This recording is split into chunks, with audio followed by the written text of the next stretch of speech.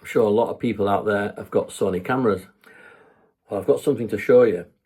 I went out and I bought a Sony a7S Mark II, and the screen was all scratched on the back, and they were selling it for, I think it was £600. A lot of other ones that I've seen in shops were £700, £800 because they had better quality screens that weren't scratched, anything like that. What happens is, when you trade your Sony camera in, there's a general problem with the Sony cameras from the factory where the screen on the back starts to delaminate, starts getting scratches in it, and it goes green and purple, and it all marks, and it starts bits that look like they're flaking off, and it looks awful.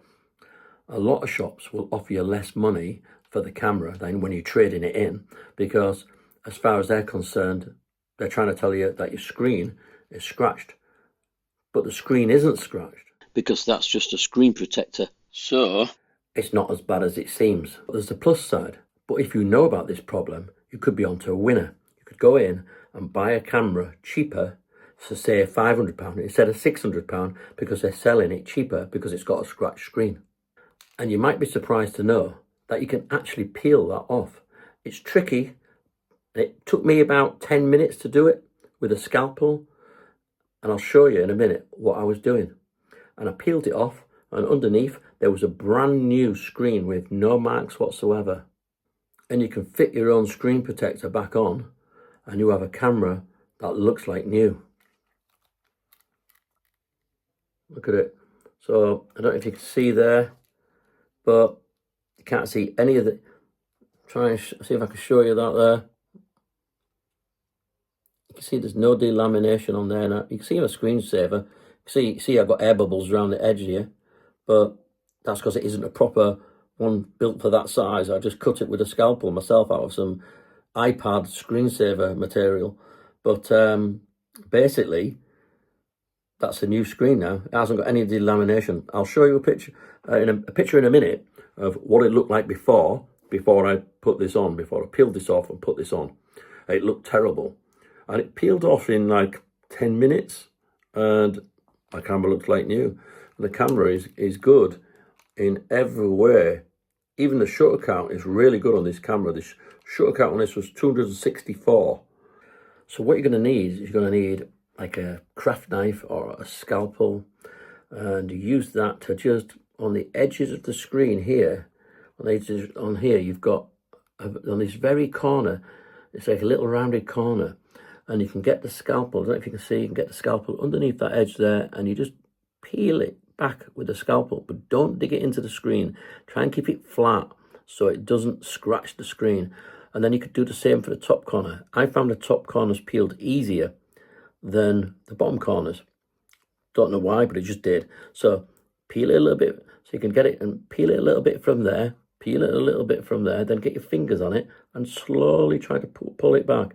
And then you pull it back, and I worked left and right across the screen until I slowly pulled it off. And I'm going to show you right now. I'm going to show you how I did it. It was quite easy, and it only took me 10 minutes. So it's easy to do, and it can save you a lot of money because it looks awful when you see it on the screen, and it actually prevents you from seeing the screen's colours properly. It could be that bad on some cameras. It looks awful. It looks like they've got deep scratches, but there aren't. They're not on the glass. They're on the screen protector, and you can just remove that. But nobody tells you this stuff.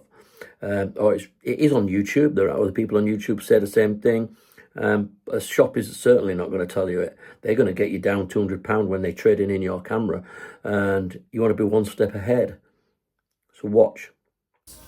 You need to start peeling it back from the corners like this. don't pull too hard because you don't want to be distorting the LCD screen.